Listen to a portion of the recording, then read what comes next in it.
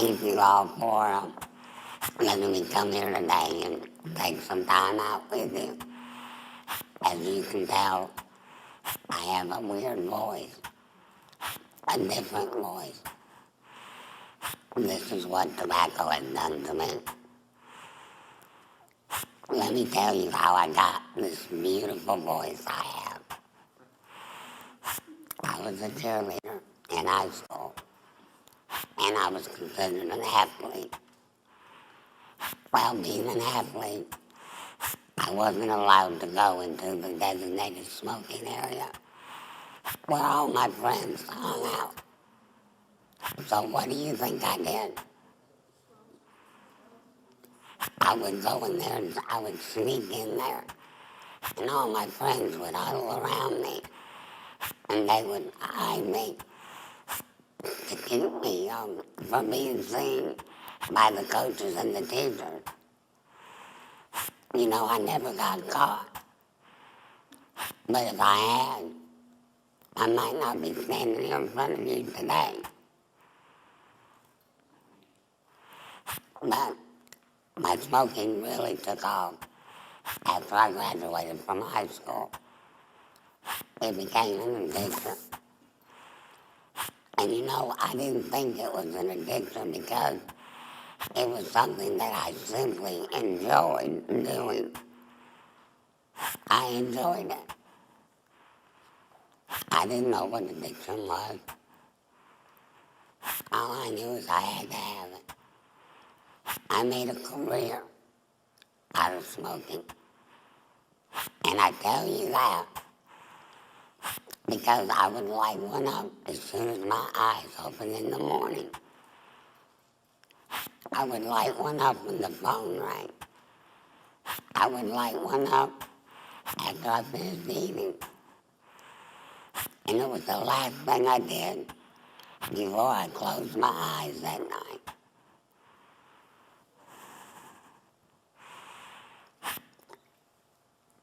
One day, on down the road, I found a little sore on the inside of my mouth.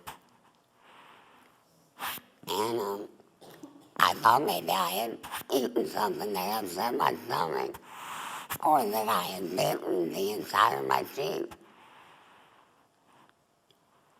Well, on a routine dentist appointment, the dentist thought it looked suspicious. So he did a biopsy on it. And that was kind of painful. And you all know what a biopsy is. They take a little piece of skin off the area and they send it to a pathologist. And it comes back whether or not it's cancer. Well, mine came back as cancer of the mouth. I had to go through 33 radiation treatments. It was squamous carcinoma cancer. Some of you may have heard of that kind of cancer. It shows up in the lungs and in the esophagus, on the tongue, and in the mouth. Well, the whole time I was going through radiation, I had a really bad sore throat. And I thought, well, Terrie, you're just smoking too much. But you know what else I thought? I thought you'd smoke too if you had cancer and you were going through radiation. That was no way for me to be thinking. If anything, I should have quit. Being diagnosed with cancer, I should have quit smoking. But I continued to smoke all through my radiation. And I had a really bad sore throat. Well, after I completed my radiation, my voice started to deteriorate. And it hurt to swallow, and it hurt to eat food. So I decided I better get it checked out. I went to an ear, nose, and throat specialist, and they did a biopsy. And this biopsy was really kind of rough. They did it with a scope up my nose and down my throat. Well, within 24 hours, I got the infamous phone call. Miss Hall, we need you to come in our office, and we need you to bring somebody with you. Well, you know, I knew that wasn't good news. But I went, and they proceeded to tell me that I had a tumor on my larynx, and that they were going to remove my voice spot. Well, you know, all I heard was cancer. Excuse me. All I heard was cancer. I didn't hear the part they were going to take something away from me. So, within a couple of days, a woman phoned me. She asked me if she could come visit with me. She was from a local support group of laryngectomy. I didn't even know what that word was, and I couldn't even spell it. But she wanted to show me what I was going to look like. Well, she came, and she showed me. She had a hole in her neck, just like here. But you know, I couldn't wait for that woman to leave. I could not wait for her to get out of my house. I wanted a cigarette more than ever. And as soon as she left, I lit one right up. I was so addicted that the day of my surgery, I smoked right up to the front door of the hospital. That's how addicted I was. The next thing I remember about that day is the surgeon wheeling me into surgery. And he said, Miss Hall, you have smoked your last cigarette. And I remember thinking, how did he know I smoked? Well, you know, the next thing I remember about that day is waking up in the ICU. And the nurse was standing beside me, and she looked down at me and said, can I get you anything? You know what? They had cut me from one ear to the other. They had laid all this open and back. They had taken my voice out. And then they stapled me back together and left the hole in the middle of my throat. Well, when I opened my mouth to tell her I was in some really bad pain, nothing came out of my mouth. Not a breath, not a syllable, not a sound, nothing. You know what the next thing I remember is? I had two big tears came down either side of my face. And that's when it hit me. They had taken my voice box, and I could not talk, and didn't know if I ever would again. And for the first 3 months after my surgery, communicated by writing everything down, or moving my lips and hoping my family could read my lips.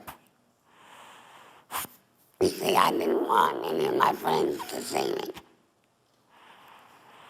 I wouldn't even look in the mirror.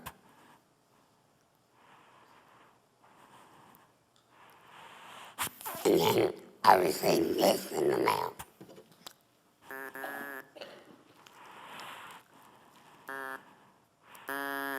I turned it up because I don't know if you all can hear it.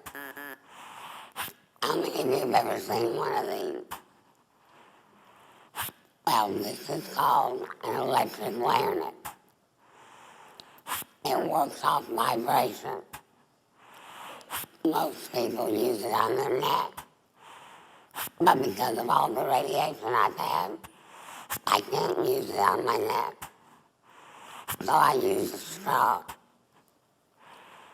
Tell me if you can understand what I'm about to say.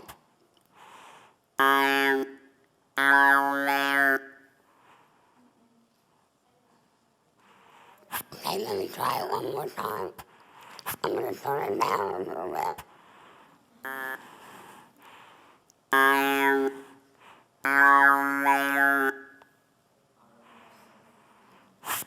I am Darth Vader.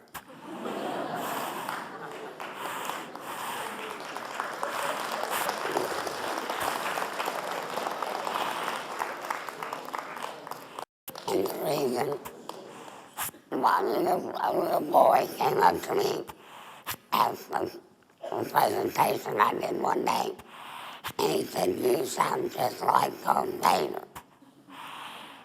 So that's why I try to break up the mood a little bit. But I got a funny story to tell you. One day I wanted to really irritate somebody because I was kind of feeling sorry for myself. I went through the drive-thru at the fast food restaurant, and I said, "I want..."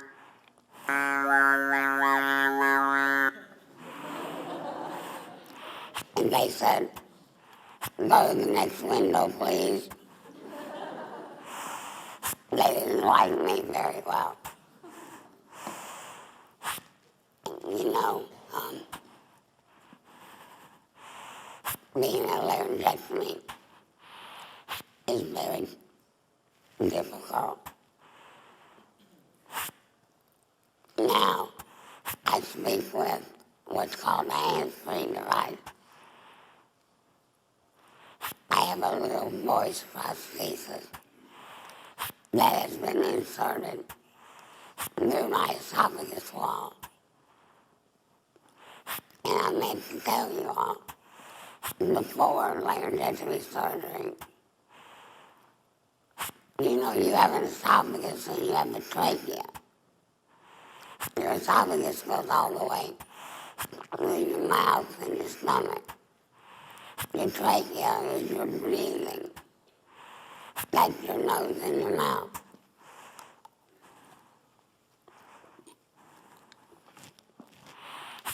As you can see, I can drink just like you do.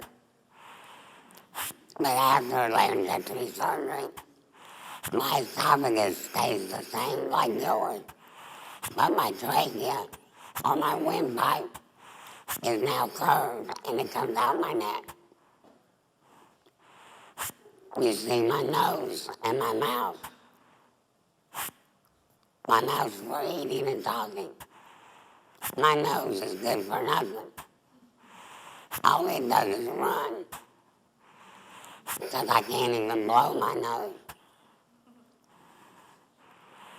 I can't inhale. I can't blow out birthday candles anymore. I can't even smell the cake baking. I'm not supposed to go swimming, but when people tell me I can't do something, I do it. So I took all this off, put my thumb over my neck, and I went underwater the first time in 9 years, and it felt good. I went swimming. You might wonder, well, how do you take showers? Well, I've been a laryngectomy for 10 years now, and I very carefully take a shower and get my head washed. Once in a while, I get a little bit of water in there. Because you see, if I were to get in water over my head, I would drown just like that. Because I have this hole here and my lungs are right here. They would fill up with water immediately, and I would drown. Well, when I get a little bit of water in there, it's like, say, when you take a drink of something and you say, it went down the wrong way, and it makes you cough. Well, that's what it does to me. It makes me cough.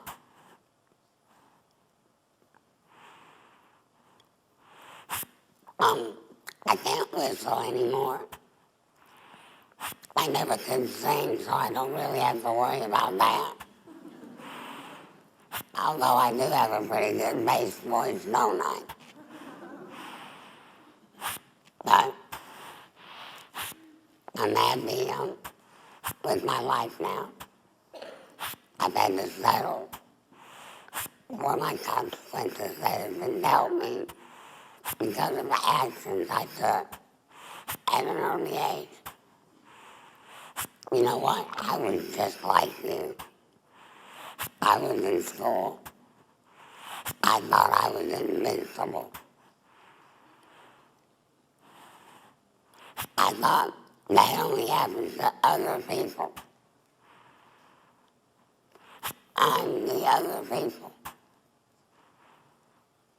It happened to me.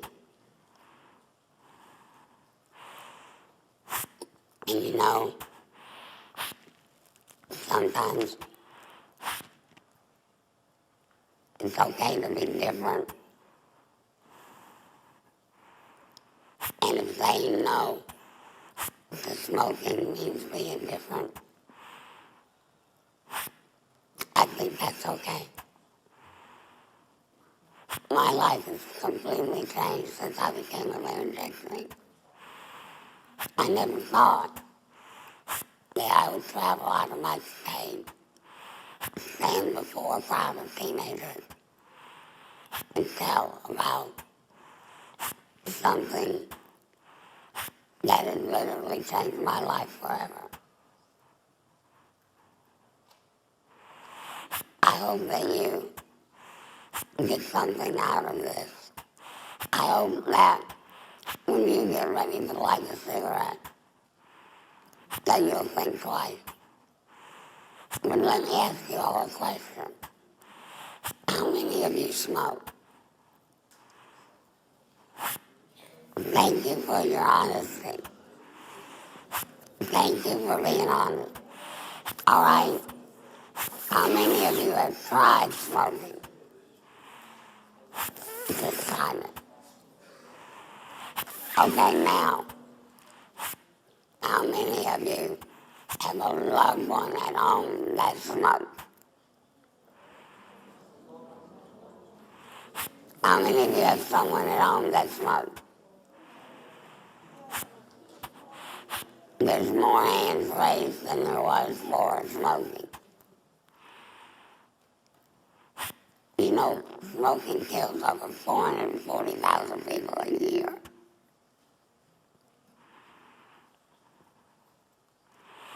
And about 5,500 of them never even smoked a cigarette in their life. I just wanted to take some time out with you today and tell you my story. And hope that, like I said, you'll say no and you'll want to be different. Now I'd like to ask if anybody has any questions for me. Yes, sir. How many cigarettes would you smoke a day? when I became a laryngectomy, I was up to 2 packs a day. And that was pretty bad, yeah. You know what? I used to work in the tobacco field. I used to work in tobacco when I first moved to North Carolina. And I would get up early in the morning before the sun came up. I'd put on my old dirty clothes and I'd go out in the field with my brother. We'd pull tobacco and then we'd just string it on the stringer. And then every now and then a little worm would come through. But I saw where they store the tobacco. And I saw what lives with the tobacco. Rats and mice. They don't wash the tobacco before they process it. And we're smoking over 4,000 chemicals. You know, I told you, Adam told you I've had cancer 10 times. I've had it 6 more times since I became a laryngectomy. I've had it in my mouth, in my neck, and they even removed my palate. And it's been 10 years since I've had a cigarette.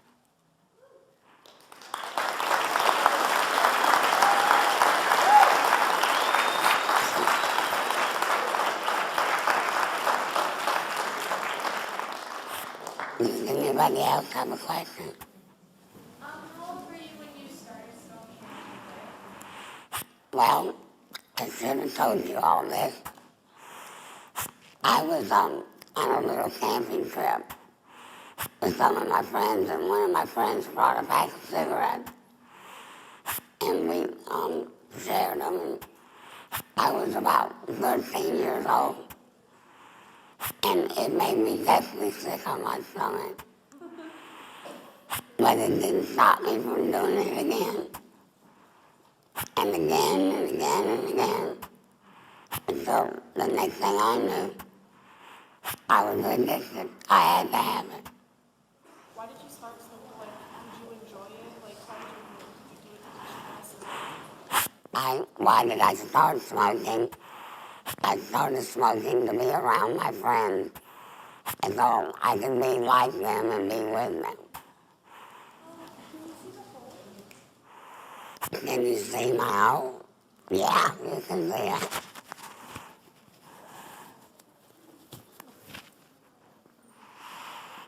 If you don't want to see it, just look away.